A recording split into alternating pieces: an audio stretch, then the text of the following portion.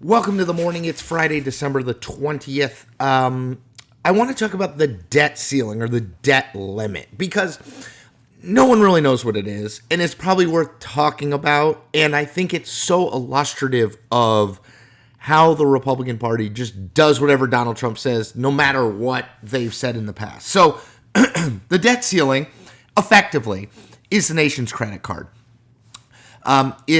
It says you can spend this amount of money. So raising the debt ceiling, people say, oh, we can't do it. Really, all it is just paying bills that have the money's already been spent. We're sort of paying the bill.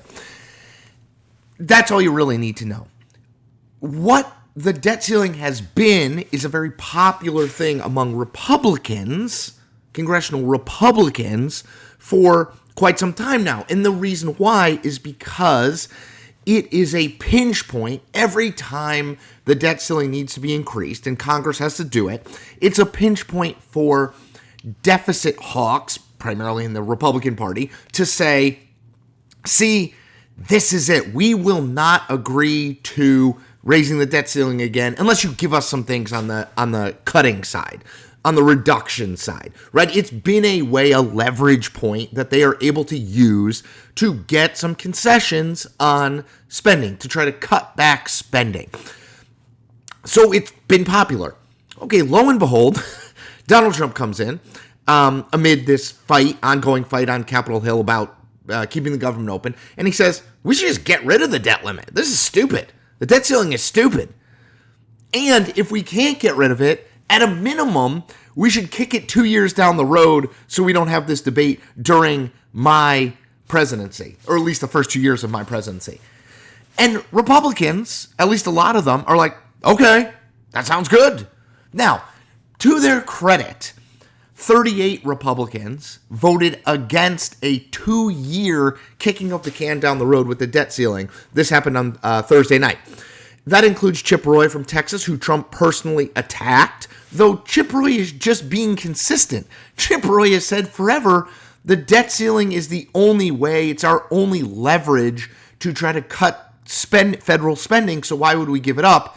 So it's not that Chip Roy or these Republicans have changed in Congress, it's that Donald Trump has changed, and lots of Republican elected officials have just gone along with him because he's Trump.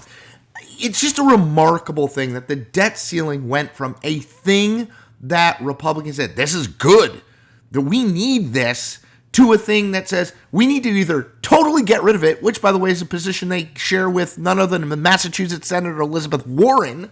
So we either need to get rid of it or we need to push it far down the road so it's not a problem for Donald Trump.